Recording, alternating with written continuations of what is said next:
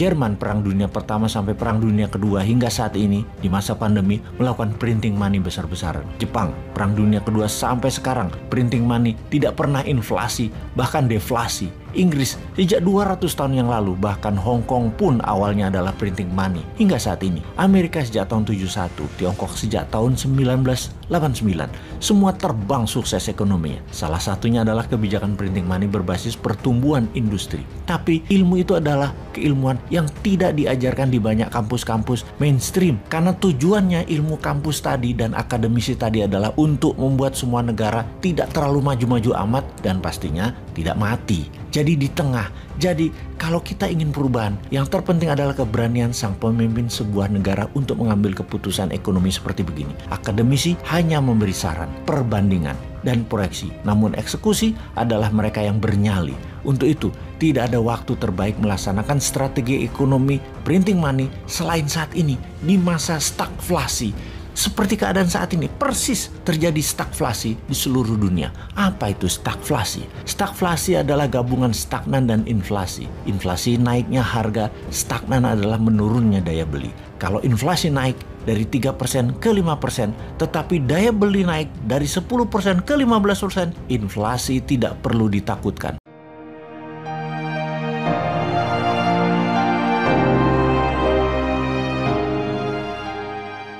Ketika anak saya yang masih SMP kelas 3 menonton video ayahnya tentang printing money, di mana narasi printing money baru saja keluar dari mulut saya, videonya dimatikan, dia pun balik badan menghadap saya dan mengatakan, "Nanti inflasi dong ayah." Saya asli berkerut kening. Gila nih anak gua, diajarin apa di sekolahnya? Segitu parahnya dan ceteknya melabel printing money dengan inflasi adalah sebuah kepastian. Kayak doktrin agama aja. Ilmu ekonomi itu banyak variannya, banyak syaratnya, berbeda kondisi, berbeda kebijakannya. Kalau dikatakan printing money pasti inflasi, itu bisa dikatakan false knowledge atau ilmu kertas tipu-tipu agar di kepala akademisi dan isi kepala para mahasiswa dan pelajar harus haram printing money itu. Yang boleh printing money cuma dolar dan negara Eropa Barat sekutu Amerika. Di luar sekutu Amerika, maka doktrinnya adalah printing money haram penyebab inflasi. Alhamdulillah, ilmu itu sudah masuk ke sendi-sendi terkecil di seluruh dunia, termasuk kepikiran anak saya yang masih berusia 14 tahun ini. Dan bagi saya, ini bikin murka. Itu doktrin parah banget.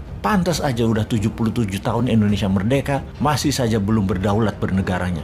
Ini salah satu akibat doktrin parah yang ditelan mentah-mentah. Bener deh, inflasi dan printing money ini tidak sesederhana congornya Bosman. Ada lebih dari 10 varian yang kalau printing money dilakukan maka ada 10 varian lebih hasilnya. Dari hyperinflation dan negara gagal seperti Venezuela sampai super growth ekonomi dan menjadi negara superpower seperti Amerika, Jerman, Inggris, Rusia, dan Tiongkok. Jerman Perang Dunia Pertama sampai Perang Dunia Kedua hingga saat ini di masa pandemi melakukan printing money besar-besaran. Jepang Perang Dunia Kedua sampai sekarang printing money tidak pernah inflasi, bahkan deflasi. Inggris sejak 200 tahun yang lalu, bahkan Hong Kong pun awalnya adalah printing money hingga saat ini. Amerika sejak tahun 71, Tiongkok sejak tahun 1989.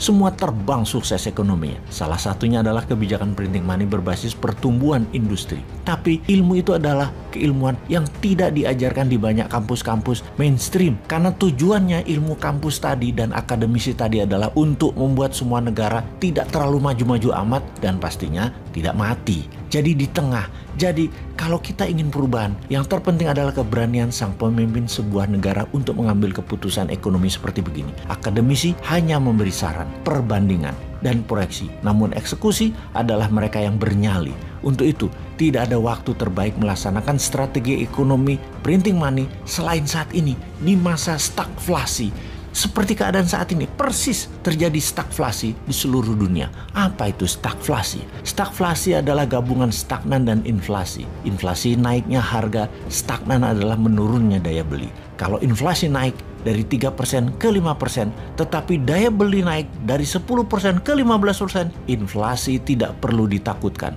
Bayangkan, pertumbuhan ekonomi 1%, namun inflasi 3%. Itu bukan inflasi rendah yang baik, itu malah mundur negaranya. Kita menengok GDP per kapita Indonesia di tahun 2014 adalah 3.400 dolaran per kapita. Dan di tahun 2021 sekitar 4.200 dolar per kapita, atau tumbuh 19% dalam 7 tahun, atau sekitar 2,7% per tahun tumbuh ekonominya. Inflasi Indonesia tiap tahun rendah, 3%. Dari kacamata pakar ekonomi dan akademisi itu rendah, namun tumbuh 2,7% dan inflasi 3%, ya tekor juga ekonominya. Inilah yang disebut dengan stagflasi. Dunia dalam 1 tahun ini dan diperkirakan hingga 2 tahun ke depan akan mengalami stagflasi. Lah ini parah, dunia stagflasi, Indonesia stagflasi. Lah piye iki jal? Oke sahabat, kita simpulkan.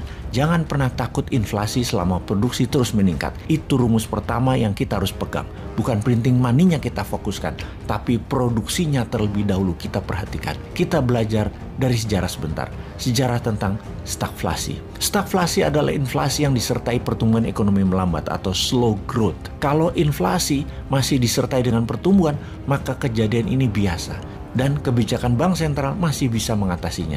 Inflasi tipe ini terjadi karena kebijakan kuantitatif easing, yaitu dibanjiri pasar dengan uang murah. Pastinya terbanyak dengan printing money dibungkus dengan surat hutang negara. Ketika ekonomi overheating, kepanasan karena uang berputar terlalu cepat, harga pun meningkat karena semua orang sanggup beli. Maka ekonomi ditahan sedikit dengan ditariknya uang beredar, dengan suku bunga deposito dinaikkan, suku bunga pinjaman dinaikkan, suku bunga pengendali uang beredar. Efeknya adalah daripada dagang untungnya hanya 5% dan beresiko, mending tarik taruh di bank dapat 6% dan tidak ada resiko. Mendadak dalam waktu cepat, harga turun kembali dan inflasi menjadi terkendali. Strategi itu dinamakan quantitative tightening. Saat ini berbeda. Kita sudah masuk stagflasi dan kenaikan suku bunga bank sentral diragukan bisa mengatasi.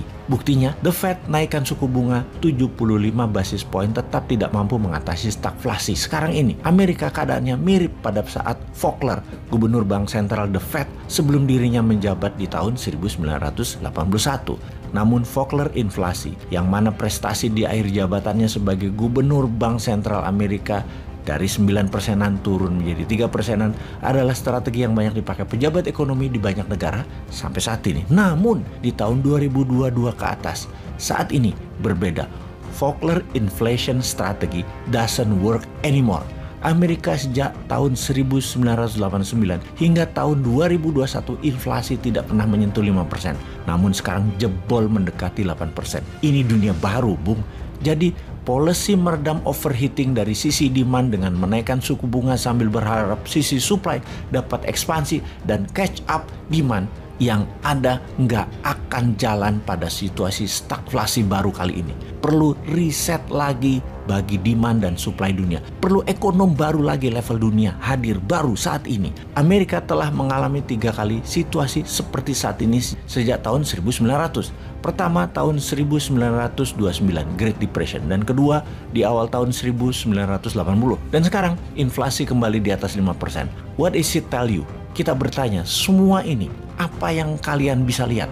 Amerika tidak bisa dipuja-puja lagi dengan solusi. Kita berhutang dolar. Bahkan Tiongkok pun inflasi serta mengalami stagflasi. 2 gajah besar dunia stagflasi. What is it tell you? Itu pertanyaannya. Masih mau bergabung kepada keduanya gitu? Gila ya, segitu nggak berdaulatnya, segitu nggak mikirnya, atau segitu underestimate-nya ke bangsa sendiri. Bangsa yang setiap 5 tahun dirayu-rayu suruh memilih, ketika terpilih inget juga enggak. Kita rincikan, kita semua tahu juga bisa dilihat dari chart Fed. Data M2, uang dolar beredar 74 triliun di tahun 2020. Sekarang 2022 menjadi 94 triliun dolar. What is it tell you? Naik 20 billion dolar dalam 2 tahun, dicetak gila-gilaan. Namun, karena negara lain ekonominya memburuk, maka dolar tadi belum mengalir ke negara yang selalu butuh dolar, yang tidak berani cetak uang. Yang masih kita bingungkan adalah kenapa ngutang berani tapi nyetak uang dengan nilai yang sama nggak berani. Kembali ke Amerika, uang beredar banyak, produksi menurun, stagflasi terjadi.